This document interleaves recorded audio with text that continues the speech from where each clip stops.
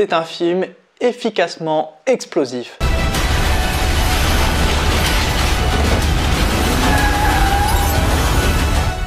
Peut-être pas n'importe qui.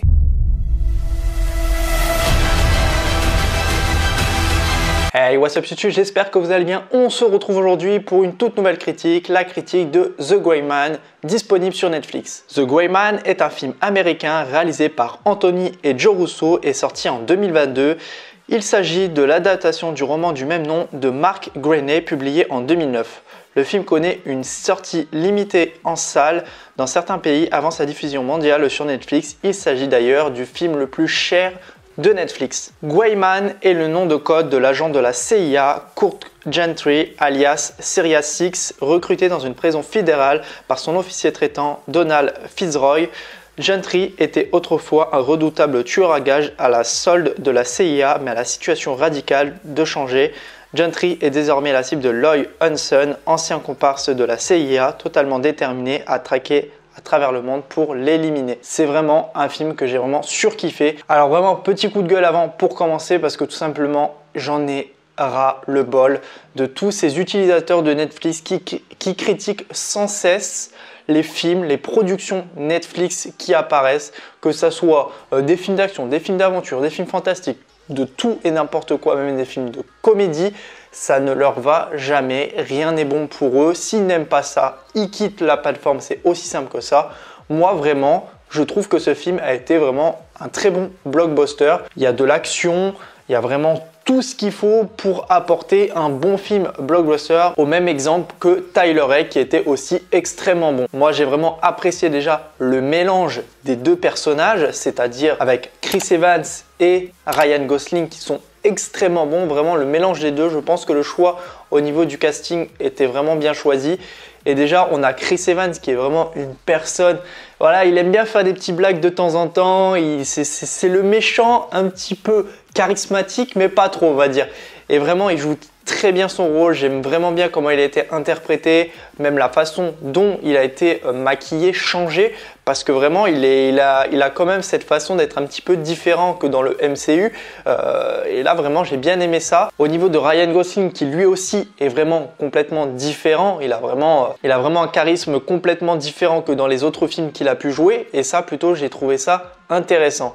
Ensuite, nous avons tous ces coins du monde où on nous fait visiter. Vraiment, ça, c'est vraiment un pur bonheur. Vraiment, on voyage à travers ce film. Et ça, vraiment, c'est plutôt intéressant. On découvre pas mal d'endroits, pas mal de villes. Je trouve ça, du coup, très efficace d'avoir utilisé, du coup, tous ces endroits du monde pour faire cette track. C'est-à-dire qu'on se déplace d'endroit en endroit. Et c'est vraiment super intéressant.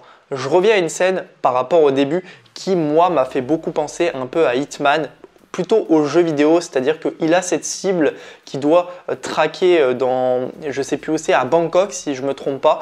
Et vraiment, c'est hyper bien fait. Vraiment, ça m'a fait beaucoup penser à cette série de jeux vidéo qui est vraiment monumentale. Ensuite, après, on part sur vraiment des plans de caméra ultra réalistes, ultra bien faits. Moi, j'ai bien aimé ça au niveau des plans, comment ils sont faits, que ça soit à ras de terre, au-dessus, en dessous. Vraiment, les caméras sont vraiment très bien exploitées dans celui-ci. Pareil aussi au niveau des drones, les drones ont des plans extrêmement bons, c'est-à-dire qu'à chaque fois qu'on changeait d'endroit, on avait toujours un plan de drone, un plan de vue de la ville, des super accélérations dans des virages avec les drones et tout, c'était super bien fait et moi j'aime beaucoup ça. Ensuite, une scène qui m'a beaucoup marqué, c'est la scène qui je crois se passe en Pologne où nous avons du coup cette track extrêmement impressionnante, extrêmement bonne et on voit que là le budget est là, que les effets spéciaux sont là aussi. Au moment où il y a le tramway, il y a les explosions, il y a vraiment tout ça, les jeux d'acteurs au niveau des combats avec les cascades sont vraiment ultra réalistes. Vraiment tout ça, ça a été vraiment très bien fait, très bien interprété et moi vraiment je ne suis pas déçu par rapport à cela. Maintenant parlons un petit peu de l'histoire qui du coup raconte cette fameuse traque de cet agent Sixt qui se fait poursuivre du coup par Chris Evans, je sais même plus son nom dans le film, qui lui du coup le traque du début à la fin. On a aussi le personnage de Claire qui est entre autres protégée par du coup Sixte et qui a vraiment une certaine amitié entre les deux que je trouve très bonne. Elle aura du coup beaucoup d'importance dans la partie 2 de ce film parce qu'on a su maintenant qu'il y aura une partie 2 pour ce film, donc ça c'est plutôt cool. Mais peut-être la chose qui m'a un petit peu plus déplu, c'est le fait qu'à chaque fois il y avait toujours on s'attendait en fait à ce qu'il se passe quelque chose, c'est-à-dire qu'il y avait ces fameux rebondissements, ces fameux prétention, on savait qu'il allait se passer quelque chose. Donc c'est-à-dire qu'à chaque fois qu'il se retrouvait dans un endroit, eh ben, il se faisait traquer. C'était que ça, on va dire, du début à la fin, avec entre autres pas mal de moments où on nous apprend un petit peu sur le personnage aussi adverse, donc joué par Chris Evans. Donc là, on en savait un petit peu plus sur cette organisation par rapport à la CIA et de ces tueurs à gages. Mais en tout cas, c'est vraiment un très bon blockbuster où on ne s'ennuie pas du début à la fin. On est quand même sur un film de 2 heures et vraiment, c'est du pur kiff. Même la scène finale en combat entre les deux acteurs sont vraiment extrêmement bien réalisées.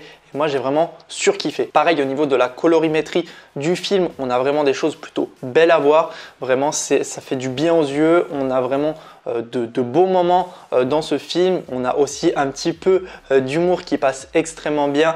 Voilà, c'est vraiment un humour simple, mais un humour efficace qu'on rajoute un petit peu à cette traque, à cette fantaisie du film et ça passe plutôt bien. Moi, j'ai vraiment apprécié le film. Alors du coup, si vous cherchez un film avec de l'action, des explosions, des effets spéciaux ultra réalistes, des scènes de combat extrêmement bonnes, et ben n'hésitez pas à regarder ce film parce que je pense que vous allez passer un excellent bon moment en regardant celui-ci.